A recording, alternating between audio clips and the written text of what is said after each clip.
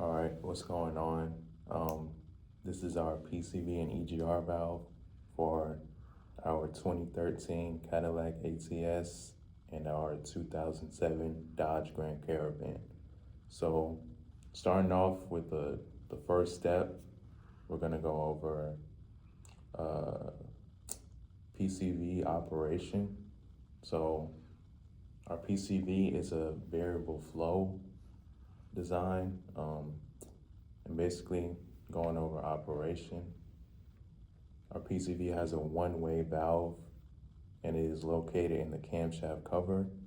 And what this one-way valve does is it deters the crankcase from being pressurized by the turbocharger, by the boost created by the turbocharger. And for the description for PCV, PCV meters at a rate that is dependent on intake manifold vacuum. So when fresh air enters the PCV under normal operating conditions, that is when it is able to meter at a rate that is very dependent on just intake.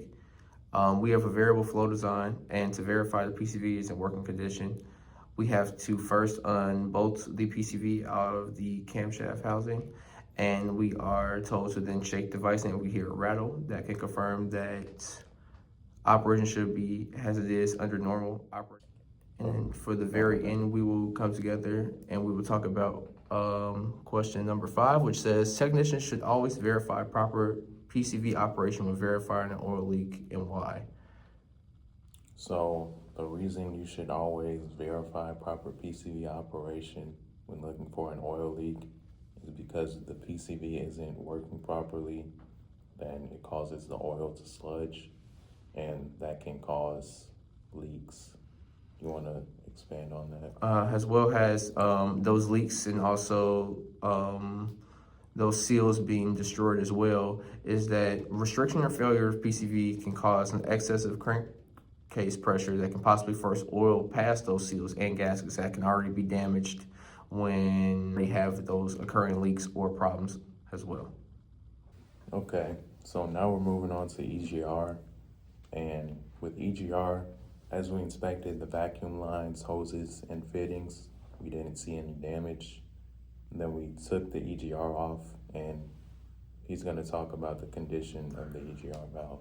And so when we had unbolted the tube that runs from the top of the EGR valve onto the intake of the actual engine of the vehicle, we noticed a moderate amount of carbon buildup, nothing that looked too severe or too out of line from normal operation, given the vehicle is a tech vehicle and it's probably been ran and done different tests on numerous times. The EGR connector looked to be fine. All the pins looked to be in great condition, no problems with that, and all the vacuum hoses, there were no cracks in the tube leading from the EGR to the intake manifold. So we believe our EGR is working as it was specified in under normal operations. And now we will be doing the description and operation of our EGR valve. Our system typically will only operate when engine temperature, load, and speed over within the calibrated range. The EGR passages can carbon up over time, causing a restrictive flow and triggering NOx increase or trouble codes on the vehicle. So basically, our EGR only works when we're at cruising speed or we're accelerating, and the PCM has control over the EGR valve, and it monitors where it is by using a position sensor, which is a potentiometer, similar to the throttle position sensor. Today we have a 2013 ATS Cadillac sedan, and today we will be testing our PCV. We'll be making a fresh air leak, as well as an oil leak at the oil cap. We do a no car test, and at the PCV side, we will also block that side, and we'll read our short-term and long-term fuel temps, as well as on the fresh air meter side. We will now be conducting our no-car test. As you can see, there's a vacuum. It's fan shut just like this. It's even, drawn in right here. If it wasn't a vacuum, it wouldn't be as flush. As you can see when I lift it up, it starts moving. So clearly there's a vacuum right here. We will now be testing to see what happens we are now testing to see what happens when we create a fresh air leak on the system of the vehicle. So when we create that air leak, our manifold absolute pressure will stay constant at about 5 psi on the dot. Our short-term fuel trim was about 2% to 1%, and it has jumped up to 23%, 24% and climbing. Long-term fuel trim has also jumped up dramatically to about 26 and is still climbing, as you can see. And as you can see on our mass airflow sensor, it drops off a little bit, and our grams per second gets a little bit of a spike, and then as you can see, the graph starts to drop off slowly and constantly. So now I just created a leakage, and now I'm about to block it, and then we're gonna see how the scan tool is affected.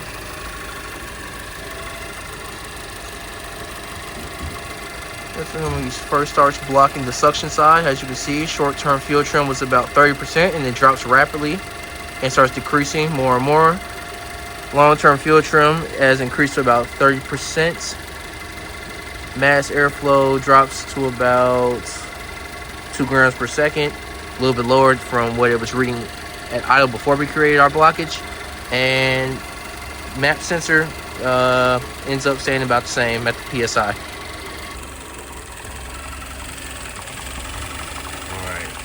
So for this test, I'm just gonna block the PCV valve, and then we're gonna see how it affects the charts on the scan tool.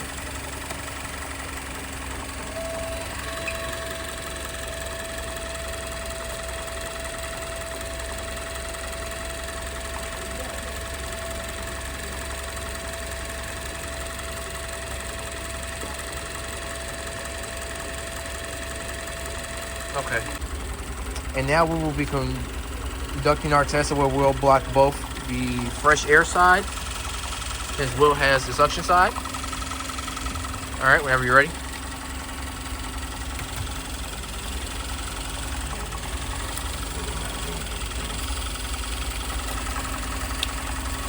Oh, I have to block it right here like that? I'm assuming.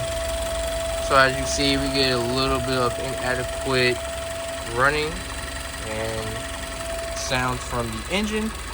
A long-term fuel trim seems to increase very rapidly, as well as our short-term fuel trim increases, but then starts to kind of cut off and then try to relearn from itself, and it keeps peaking and dropping as well.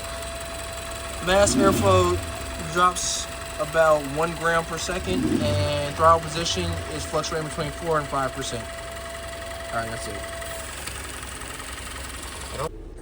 Hello, and today we will be doing our EGR test on our 2007 Grand Caravan, Dodge Grand Caravan, at that.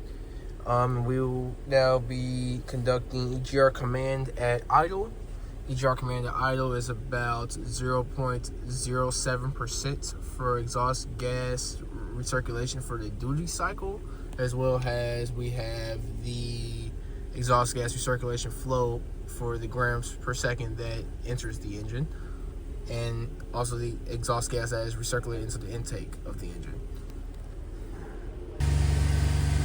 We are now conducting our EGR test set at part throttle. As you can see, our exhaust gas recirculation is only at 0.07% still, with 0 grams per second measured as the flow for the EGR.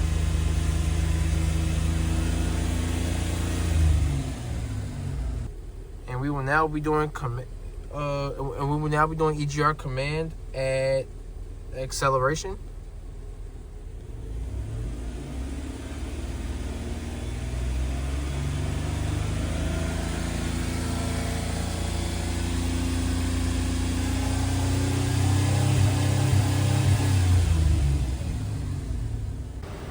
Today we are inspecting our EGR valve on our 3.8 liter V6 Dodge Grand Caravan, and today we are looking at the EGR valve. As you can see, there is soot inside of the EGR valve from the exhaust gases that we get from normal combustion.